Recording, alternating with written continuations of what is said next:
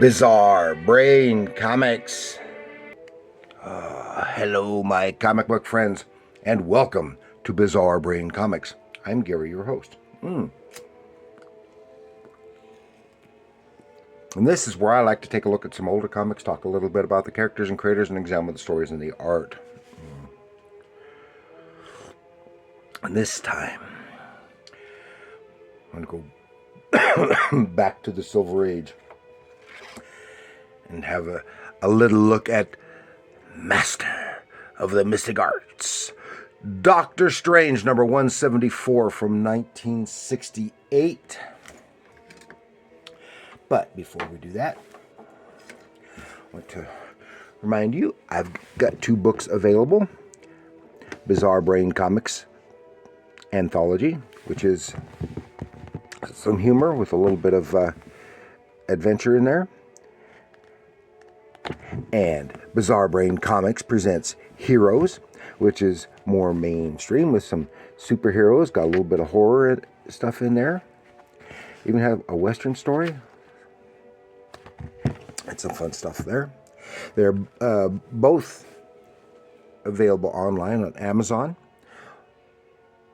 or Barnes and Noble online store or other online book outlets for $7.99.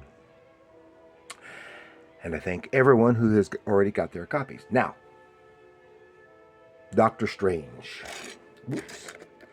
We all know a little bit about Doctor Strange if we're old-time comic booky people. Okay, this issue was written by Roy Thomas with pencils by Gene Colan and some great inks by Tom Palmer. No credits for the colors. I would not be a bit surprised if it were Marie Severin. Real good job there. And Doctor Strange, of course, is created by Steve Ditko, who made his first appearance in Strange Tales 110 in 1963. And Doctor Strange is the Sorcerer Supreme, but this takes place before he got that title, Sorcerer Supreme, and he is the protector of Earth against mystical menaces such as Dread, Dormammu. And Strange Tales changed title to Doctor Strange with issue 169. So that was just 5 issues before this, when he finally got his own title. And his great cover. And I always thought Doctor Strange should be more considered, especially in the earlier days, considered more in the horror genre than the superhero genre. But then they kept blending the two together all the time. But I liked Doctor Strange, especially this era. I liked his Steve Ditko's tenure, and of course Gene Colan, incomparable. And this is, as I said, as Gene Colan did the pencils with Tom Palmer doing the inks. It's a magnificent job on the inks, because they always made a great team. This was several years before they worked together for quite some time on the Tomb of Dracula. There have been other inkers on Tomb of Dracula, but I think Tom Palmer was the longest running inker, or at least most consistent, and it did a great job there. And of course, this looks very, very menacing here. The Power and the Pendulum. I wonder if that might have been inspired by the movie just a short time before, a few years before, of the movie version of The Pit and the Pendulum. Okay, and here is, now look at that splash page. There's no action, no nothing, but oh, it is very, very impactful and wonderful looking. Have Strange here, this close-up on Strange with Clea in the background, and then we had the visage of the Ancient One, who is not there. It's just present in his mind. And this is shortly after he brought Clea from the Dark Dimensions to the earthly realm. And as in his sanctum, and he's just sitting there,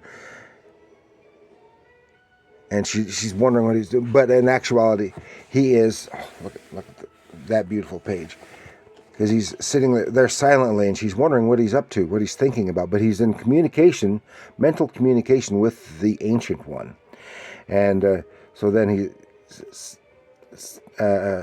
and she's thinking he just doesn't care about me right now. Just she is in love with him, and he is in love with her, of course. And then there's another guest here, who is Victoria Bentley, and of course she is in love with Stephen Strange, unrequitedly, and so he's saying here that he's got to calls Wong to make arrangements to get Clea an apartment, place to live, and clothes and stuff. And then shortly he does so, and shortly he is escorting her to her new digs, and in the process I get a little hassle, and she responds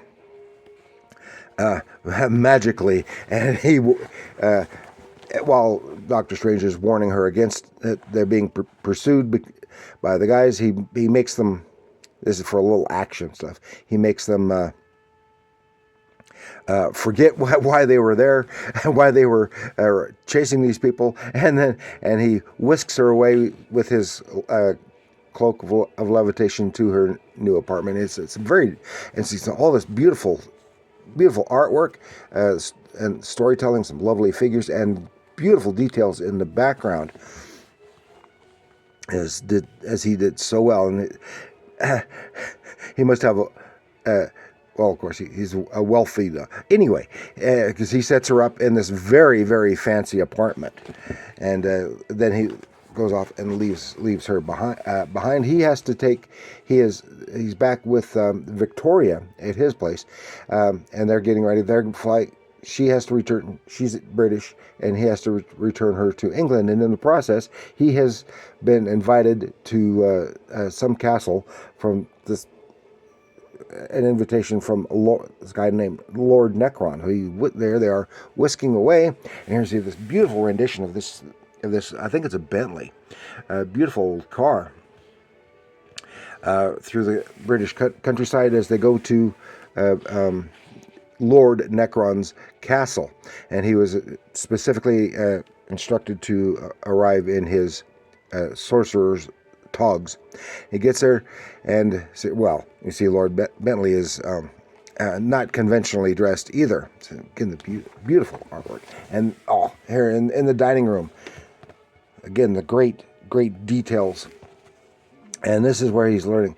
Oh, look at the visage, the expression in that man's face, and then Strange's face here.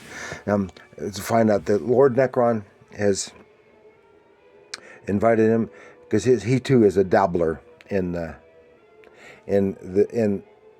sorcery, and so he's offering up a bit of a challenge to Doctor Strange, and then he reveals his background, that while he was dabbling, he approached the demonic being Satanish, and asking for fame and power, and which he was given,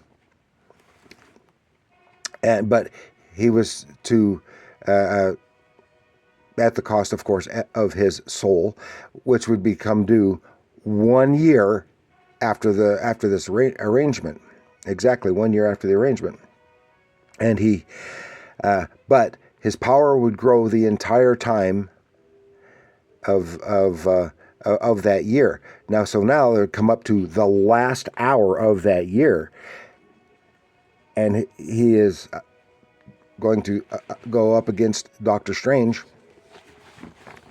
and with the maximum power he can have, and then substitute Strange for himself, for Satanish, and he drugged the wine, but he didn't Strange didn't drink it, but Victoria did, so she's out. But he has also used a gas and sapped his will and strength and whisked Strange off into some nether realm where they are engaged in combat. And this is where he gets the pendulum, because he is confronted by the swinging pendulum where he's at, and he which is zapping rays and dripping acid or whatever, all the kinds of other menaces. And it is takes a great deal of will for Strange to counter the threat. So finally they're head to head in combat. And while Strange seems to be at a loss and a disadvantage, he calls on the amulet of Agamotto, the Eye of Agamotto, and then shining a bright light on him and confusing him. Then suddenly, well, in the midst of battle, it is Satanish. He says that it is time. Mortal says, no, the hour that remained, there's still time. I still have time. He says, no, and whisks him away. And it turns out that with the Eye of Agamotto, he caused time to zip ahead just enough to lose lose that hour, and thus leaving him victorious. Then he takes Victoria home, and he whisks away himself back home to New York. And then the sinister sons of Satanish. So now, because he is going to be threatened again. And that's the end of that. That was beautifully drawn, and I think it was very well written. Of course, Roy Thomas was an excellent writer. This is early in his career, and this is building up to when he was doing Conan the Barbarian. But of course, he did Avengers, Doctor Strange. He did all kinds of stuff, virtually everything at some point. So that's all I have to share with you this time with Doctor Strange, the master of the mystic arts. Number 174, the 12th Center. It's just a beautiful package in this particular issue. So thank you for joining me. Please like, share, subscribe. Do leave your comments down below. Who do you think did the best job on Doctor Strange? At what time period? What version of Doctor Strange do you like best? Anything like that? Let me know in the comments below. And remember, comics are art.